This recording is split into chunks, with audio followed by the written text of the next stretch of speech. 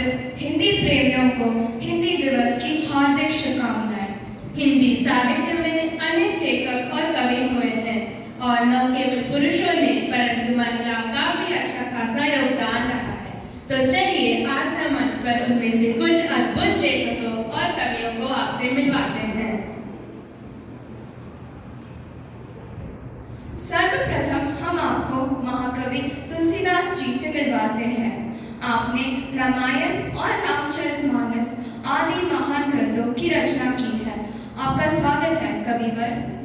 अब हम मंच पर आमंत्रित कर रहे हैं हिंदी और उर्दू के सर्वाधिक लोकप्रिय उपन्यासकार और कहानीकार मुंशी प्रेमचंद जी से, जिनका असली नाम धनपत राय श्रीवास्तव है। साहित्य अगर सृष्टि है तो मुंशी जी उसके परमेश्वर। स्वागत है आपका मुंशी जी।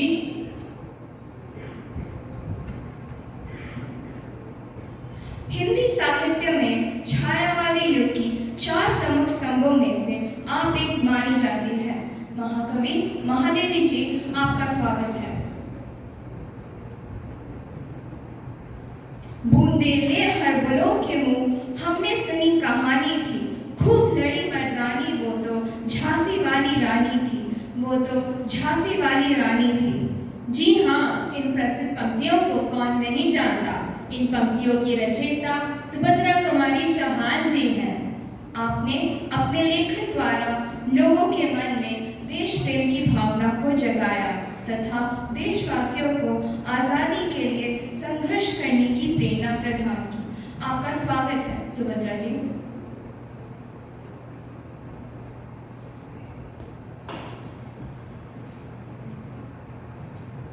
सुभद्रा जी, आपकी सबसे चर्चित कविता कौन सी है? जी, वैसे तो मैंने बहुत सारी कविताएं लिखी हैं, परंतु झांसी की रानी कविता मेरी सबसे प्रसिद्ध कहानी है।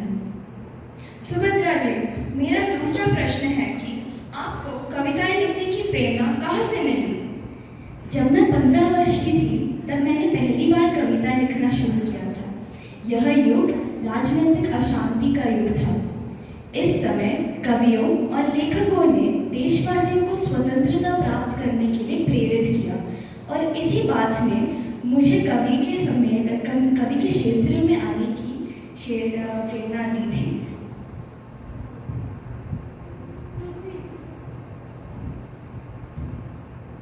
तुलसी जी, आपके काव्य का मुख्य भाव क्या है? जी, मैं तो अपने प्रभु राम जी का अनन्य भक्त हूँ। मैंने अपने काव्य ग्रंथों में भी राम जी के प्रति अपने अनन्य भक्ति भाव को व्यक्त किया है। तुलसी जी, आप संस्कृत के विद्वान होने के साथ साथ हिंदी भाषा के प्रसिद्ध कवि भी हैं।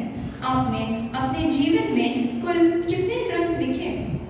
जी, मैंने जीवन काल में कुल 12 ग्रंथ लिखे हैं। महादेवी जी, आपने अपनी रचनाओं में लोगों को क्या संदेश देने का प्रयास किया है?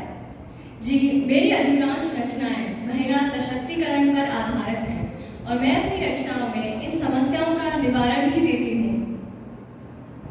महादेवी जी, हमने सुना है कि आप और सुभद्रा जी एक ही कॉलेज में थे। उनके साथ अपनी दोस्ती के बारे में कुछ बताएं। जी, वह सुभद्रा जी ही थी जिन्होंने मुझे रचनाएं लिखने में सहयोग दिया। पहले तो मैं गुप्त रूप से कविताएं लिखा करती थी, जिसकी सुभद्रा जी ने न केवल खोज की परंतु मेरी प्रतिभा को भी उजागर किया। कॉलेज में सुभद्रा जी मेरी वरिष्ठ थी और हम दोनों ने काफी समय एक साथ गुजारा है। हम साप्ताहिक पत्रिकाओं के लिए कविताएं लिखकर भेजा करते थे और उन दिनों होने वाली कवि सम्मेलन में भी भाग लिया करते थे। प्रेमचंद जी, आपने बहुत सी कहानियां और उपन्यास लिखे हैं, जिनमें से रंगभूमि सबसे बड़ा उपन्यास है। हम और हमारे दर्शक आपसे इस उपन्यास के विषय में जानना चाहेंगे। हाँ, रंगभूमि उपन्यास मैंने असहयोग आंदोलन के दौरान लिखा था और इस उपन्यास में मैंने भारतीय हुक्मरानों और अंग्रेजों के सत्य चरित्र का वर्णन किया है। तुलसीदास जी, आपको लोग राम भोला नाम से क्यों पुकारते हैं?